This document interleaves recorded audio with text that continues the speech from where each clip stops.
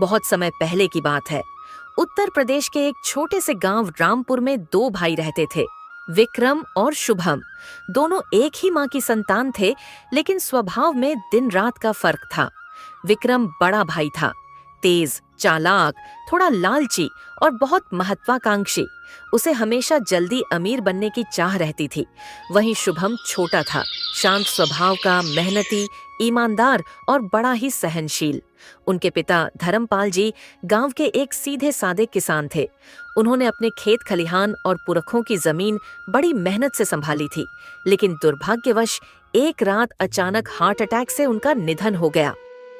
उस समय शुभम केवल 17 साल का था और विक्रम 23 का।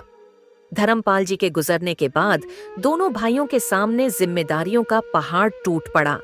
मां सरला देवी हर रोज प्रार्थना करती थीं कि दोनों बेटे मिलकर काम करें और एक दूसरे का सहारा बने, लेकिन किस्मत को कुछ और ही मंजूर था।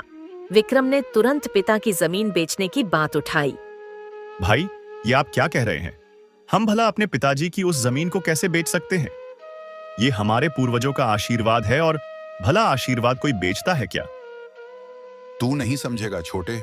तुझे क्या लगता है गांव में इस छोटे से खेत से क्या होगा? हम अगर इस गांव में रहे तो गरीबी हमारा मुकद्दर बन जाएगी। मैं तो कहता हूं तुम भी मेरे साथ शहर चलो, कोई बड़ा काम करते हैं। मैं बिजनेस करूंगा, तुम्हें भी किसी अच्छे काम में लगा दूंगा। गांव का घर खेत सब बेच देते हैं। नहीं भाई, मैं आपके साथ शहर नहीं आ सकता।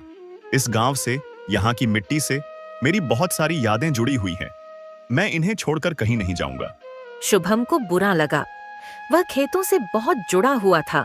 उसके लिए वो मिट्टी माँ के आंचल जैसी थी, लेकिन वो विरोध नहीं कर पाया। माँ के आंसू देखकर उसने चुपचाप सिर झुका लिया।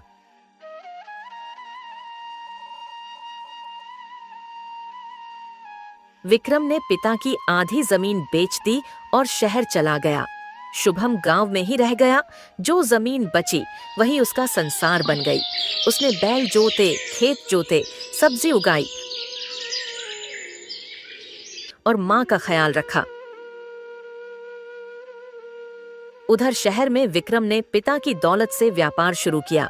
शुरुआत में उसने खूब पैसा कमाया। पार्टी, शोहरत, गाड़ियां, शहर की चमक दमक में वह पूरी तरह डूब गया। वो गांव वापस आता तो दिखावे के लिए बड़े बड़े कपड़े पहनता।